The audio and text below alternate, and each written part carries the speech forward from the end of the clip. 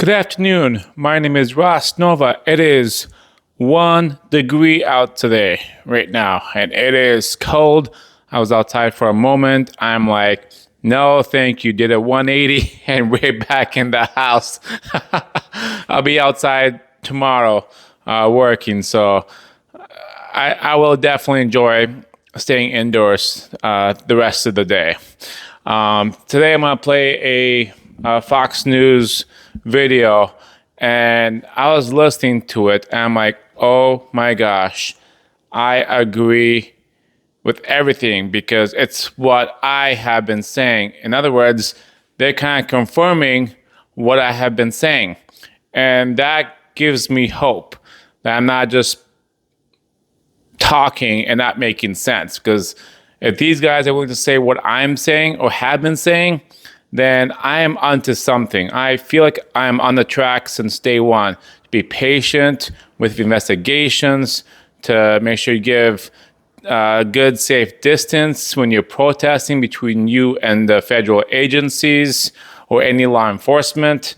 So there's a lot of good things that this clip, which is about 7 minutes long, is showing that I have been saying. So I'll go ahead and play it, and I'll pause like I normally would do. So, and today I am just drinking normal coffee with like a minty flavor creamer, and just keeping it simple. Warms my soul in these dark times. Yes, indeed.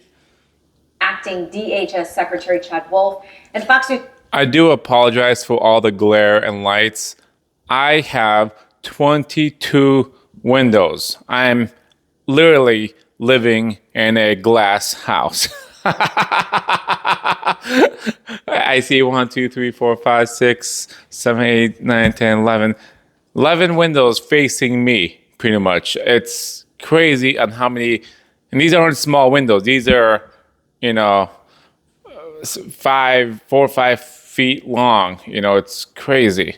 But anyway, here we go. Contributor Jonathan Turley, because we have operational legal questions. I know who Jonathan is. I like that guy. Thank you both for being here with us. I want to start with you, Chad. Would these officers have been wearing body cameras? Will we get access to that at some point?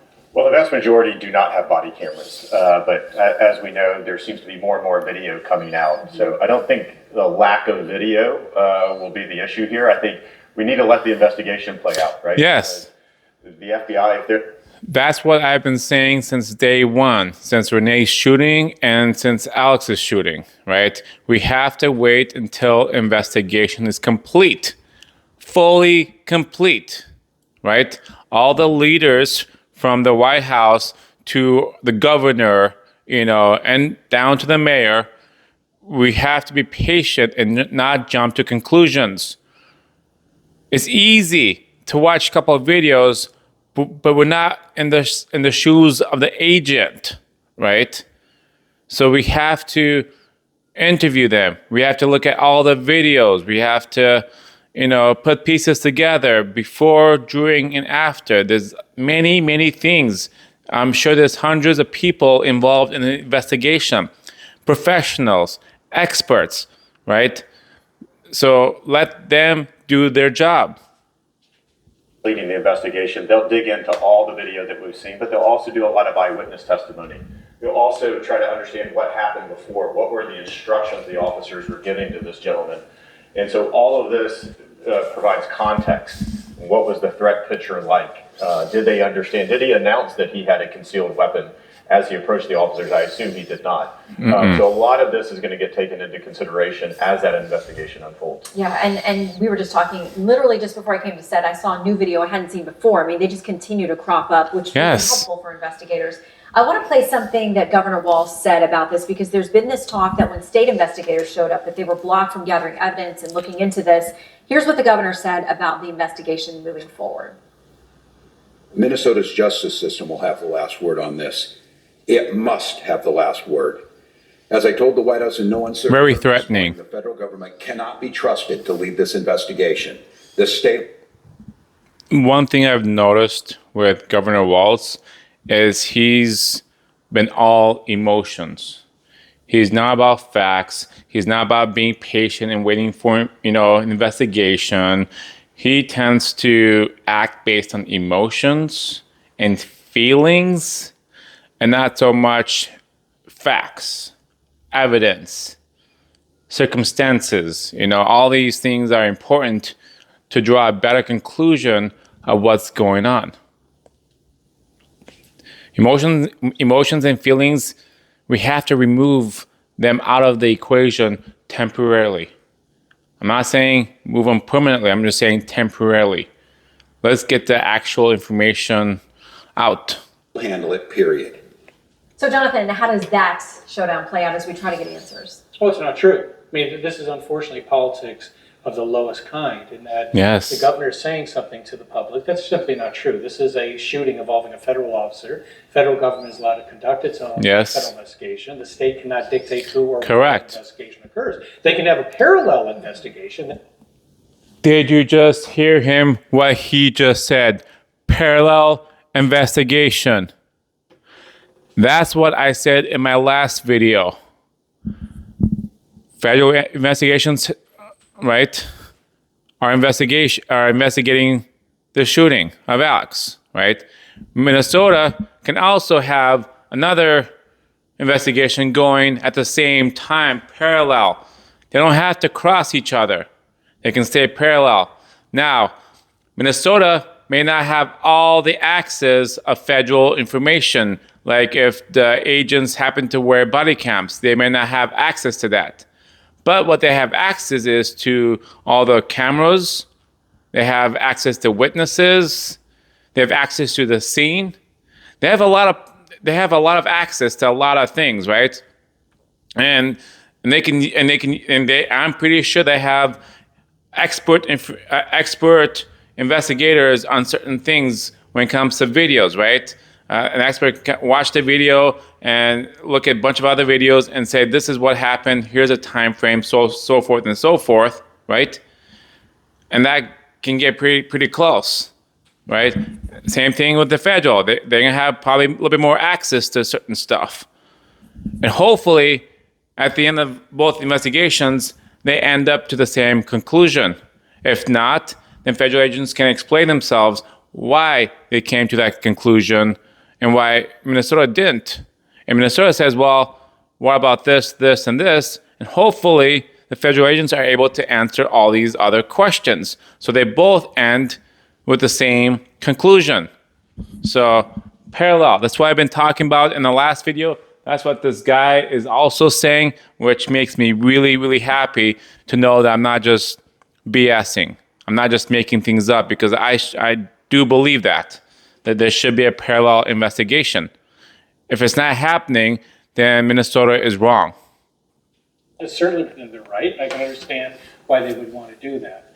But when he says that they and they alone will have the final word, it's not going to happen. No. It's part of the complaint against the governor that he is out there fueling a lot of this Yes. rage and encouraging people to go out in the street to film these officers, which Yes. is fine if you do it from the sidewalk. Do it from the sidewalk. Oh my gosh, it's what I've been saying for the past week, pretty much. Do it from the sidewalk on the other side of the street. Wow. Have I been right or right? My goodness. In this case, you had someone who was impeding the officers, told to get out of the street, return to the street. And we have to drill down on what actually occurred in those final moments. The legal standard here is clear. Did the officer act reasonably in these circumstances? The court does. Reasonably. That's very, very important question that you, as governor, the president, me, or anybody else cannot really determine that except the courts and the person involved in the shooting, the agent, and the investigation, and the investigators. That's it. Everybody on the outside have no say. That's why it's important to be patient and have the investigators do their job and to determine whether there was reasonable amount of if it was reasonable to pull the trigger. Not second guess, split second decisions. But we need to know. We have to see his hands. We have to see what happened at that moment, right before an officer is heard saying gun. Yeah, and that's a critical point when that happens. Staying with the legal beat on this, local officials there also say they're going to go to federal court tomorrow to try to get this entire operation shut down, to try to get ICE blocked. What do you think are the odds? Not going to happen. Zero.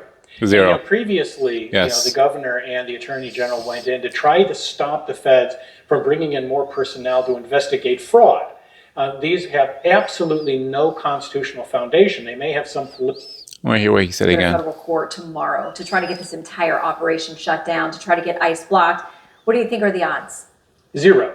And previously, the governor and the attorney general went in to try to stop the feds from bringing in more personnel to investigate fraud. Wait, what? Is that what I've been saying?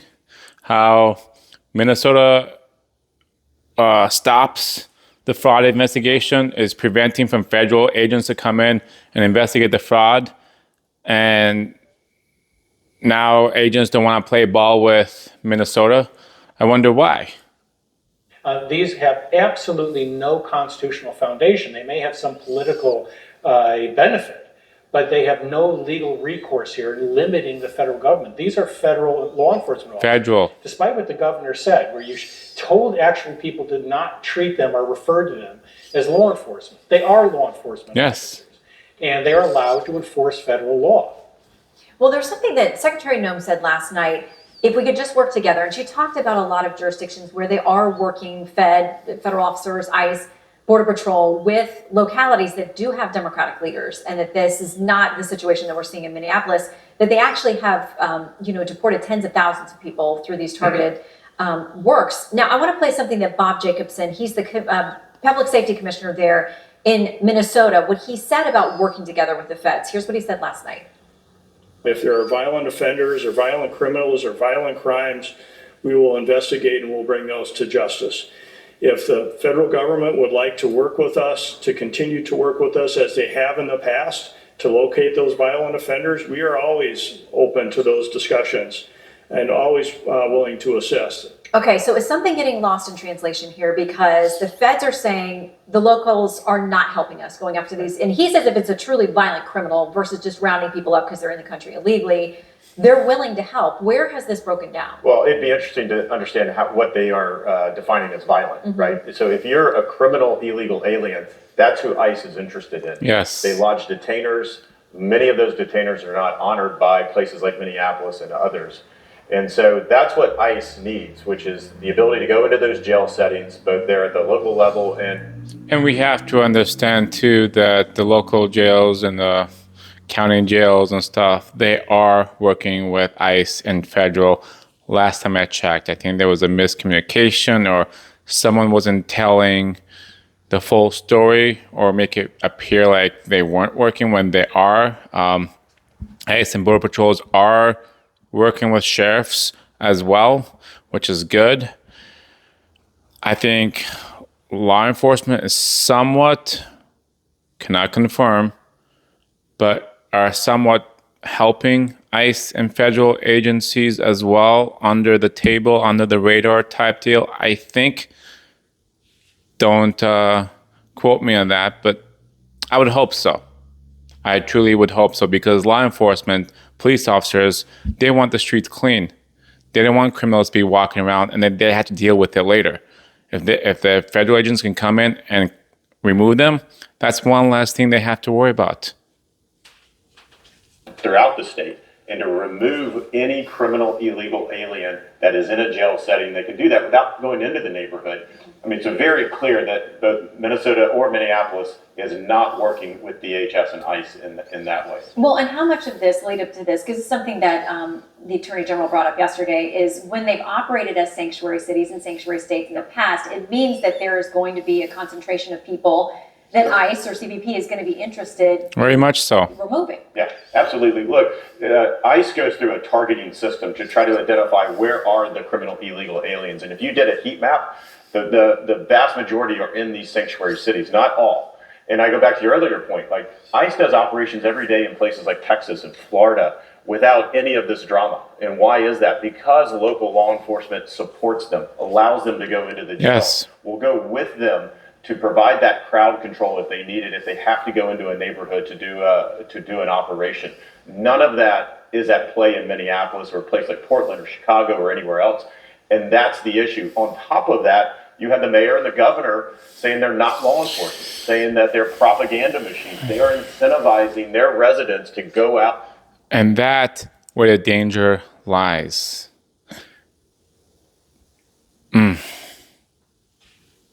And do these actions against ICE, and then that's where you have the issue.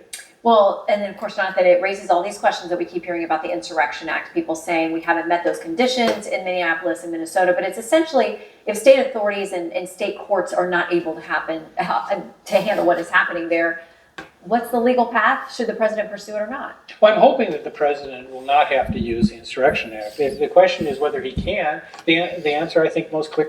And if president does use the Insurrection Act, it's going to create more chaos, more confusion. It just would not be good all around. I would like to do it in a peaceful way where all the agencies can work together without deploying troops, because it would create chaos. People will not be going to work. Businesses will be at a halt. People will be losing money. People cannot pay rent. It's going to be very, very difficult for a lot of people if president does invoke the Insurrection Act. So let's pray that that never happens. Is yes, he can. The act is generally worded. Courts generally don't second guess. It was used during the civil rights period when Southern governors and officials also opposed the enforcement of federal law, different federal laws. This situation could be analogized to that. And what we're seeing in the city is this lack of local enforcement. You have ICE and Customs having to do crowd control in addition to trying to carry out these missions. And when the locals did take over the crime scene, by the way, they quickly lost control and they had to pull out. So all of that certainly can support that type of invocation. The danger here is that it's going to escalate this even further in terms of the tension. Yes. Yeah, that is a very real danger at this point. And our men and women in uniform and people in these communities, it feels very volatile for everybody involved. And the families and loved ones of Renee Good and Alex Preddy deserve answers. So hopefully there will be transparency for exactly what happened, just so people can have confidence in the folks. So, Well, there you have it. I think I've been hitting the nail on the head every time. We have to remove emotions out of the equations. We can't put emotions in. There are times where I want to yell, scream, be angry at more of the higher ups, but we have to be cool, calm, collect, and look at it through an investigation point of view. You know, ask who, what, when, where, how, could have, and so forth. Again, it is Sunday night. I hope people do take a break this evening. Be home with your families. It is cold outside. Make sure you hug them, love them, because you shouldn't be out on the streets on Sunday evening. You should be home with your family. Protests can wait for tomorrow evening, right? Again, stay warm, be safe, and we'll catch up with you guys later. Thank you.